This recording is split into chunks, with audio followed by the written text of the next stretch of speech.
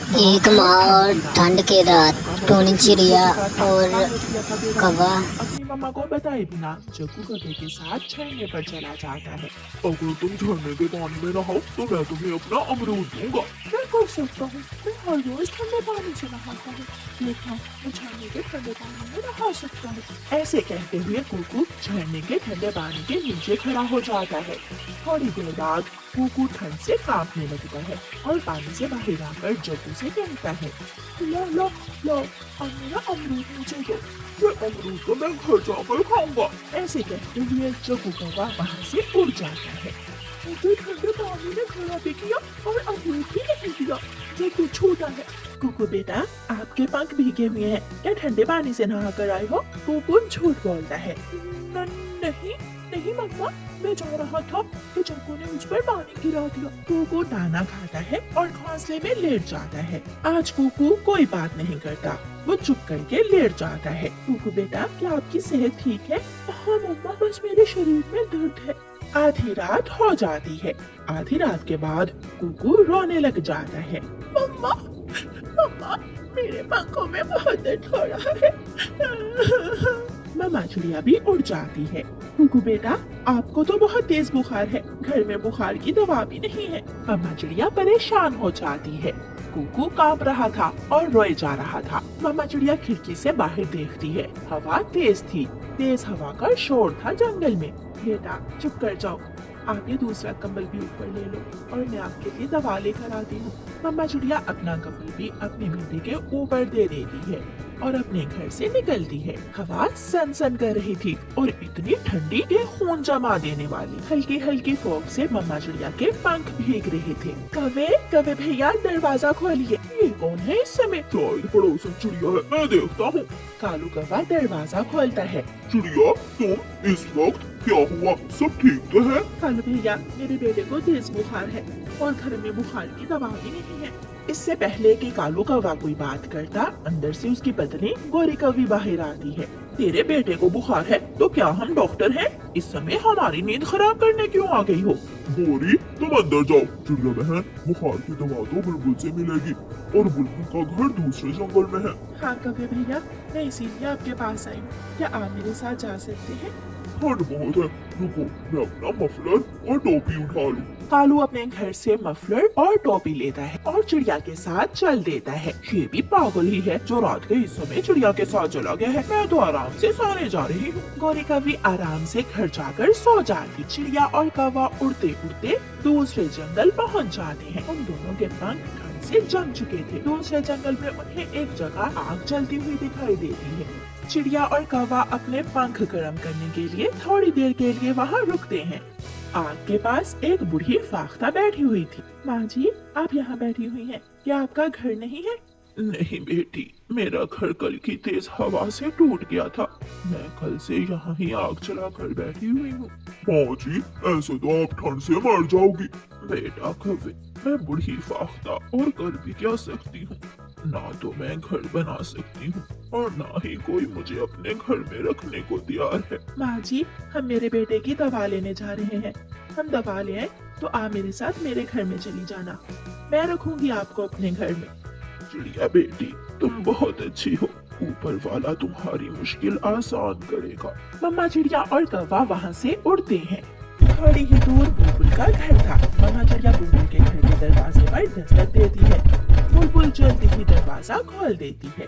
बुलबुल, मेरे बच्चे को बुखार है, उसे तेज बुखार है, वो कांप रहा है, शायद उसे ठंड लग गई है।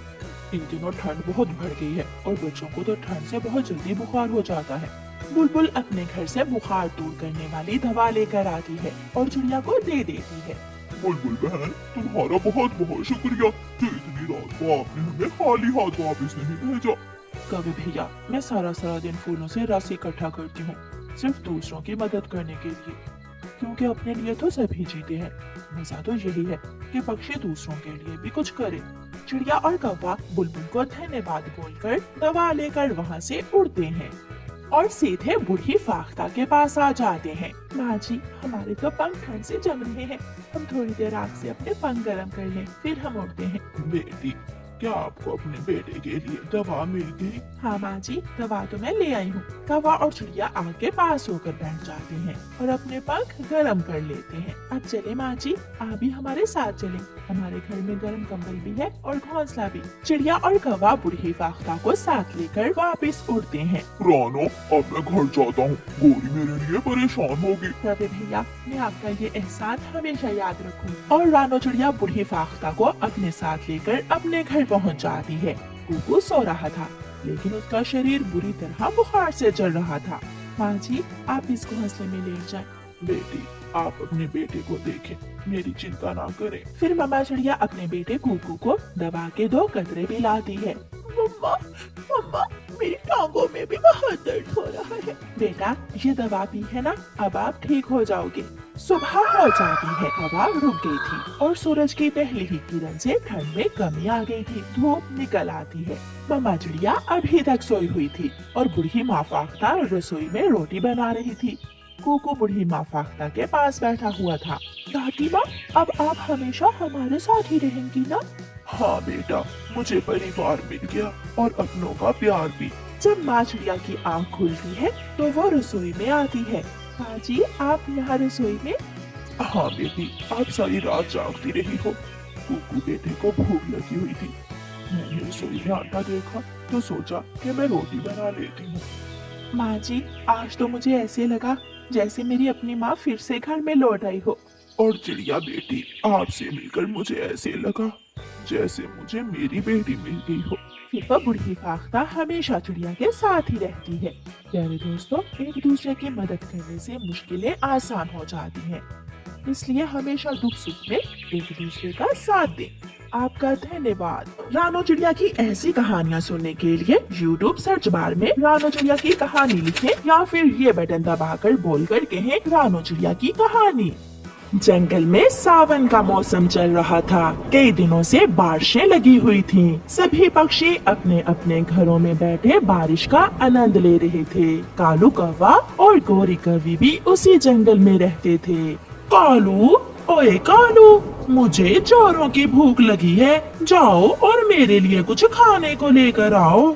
इसका पेट तो कुआं है जो भरता ही नहीं। कभी मुझे आराम से बारिश नहीं देखने देती। अच्छा अच्छा, जाता हूँ। अगर कुछ मिल गया तो ले आता हूँ।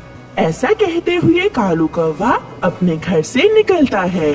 थोड़ी दूर उसे किसी पक्षी के घर से स्वादिष्ट भोजन बनने की धीमी धीमी खुशबू आती है। कालू कौवा खुशबू का पीछा करते करते एक घर के पास जाता है। वो खिड़की में बैठकर देखता है। वो घर रानो चिड़िया का था। रानो चिड़िया अपने बच्चों के लिए बारिश के मौसम में गरम गरम खिचड़ी बना रही थी। खिचड़ी देखकर कौवे से रहा नहीं जाता और वो चिड़िया से कहता है, चिड़िया चिड़िया, मुझे भी थोड़ी सी खिचड़ी दे दो। मम्मा मम्मा, कौवा आ गया, कौवा आ गया। वो फिर से हमारी खिचड़ी चुरा लेगा। मम्मा, इसे भगाएं यहाँ से। पिछली बार भी कालू कौवा अंकल मेरी सारी खिचड़ी छीन कर खा गए थे। चल भाग यहाँ से। काले कौवे, मेरे बच्चे तुम्हारी शक्ल देखकर डर जाते हैं। ये सुनकर कालू कौवा थोड़ा शर्मिंदा तो होता है, मगर खिचड़ी की खुशबू से उसके मुंह में पानी आ रहा था। नहीं नहीं, मैं इतना भी डरावना नहीं हूँ। मैं तो आपको बताने आया था कि मेरी पत्नी आज शाम चाय पकौड़ा बनाएगी। मुझे उसी ने भेजा है कि मैं सब पक्षियों को बता आऊँ कि हमने आज सारे पक्षियों की दावत रखी है अपने घर में। चाय पकौड़े का सुनकर कुकू और गुड़िया बहुत खुश हो जाते हैं। चाय पकौड़ा मैं भी खाऊंगी, मैं भी खाऊंगी चाय पकौड़ा। मैं भी खाऊंगा। हाँ हाँ बच्चों, क्यों नहीं। चाय के साथ गरम गरम पकौड़े और साथ में पुदीने और मिर्ची की चटनी। कौवा तो बहुत अच्छा हो गया है। मैं थोड़ी सी खिचड़ी कौवे को दे देती हूँ। ऐसा सोचते हुए चिड़िया कौवे से कहती है, अच्छा ही हुआ कौवे जो तुम्हारी पत्नी आज चाय पकोड़ा बना रही है। मेरे बच्चों को चाय के साथ पकोड़े बहुत पसंद है। मम्मा, कौवे अंकल को थोड़ी सी खिचड़ी दे दें। कितने अच्छे हैं अंकल कौवा।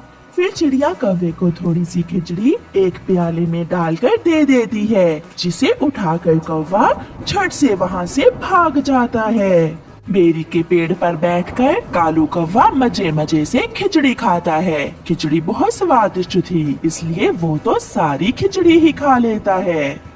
वाह रे Kalu, subscribe my YouTube channel Tooni Story TV को सब्सक्राइब कीजिए, लाइक शेयर कमेंट कीजिए और बताएं कि ये वीडियो आपको कैसी लगी। चाय पकोड़ा ऐसी वीडियो खाने देखने वाली। के लिए बेल आइकन दबा दीजिए ताकि ये वीडियो आपको पहुंच सके।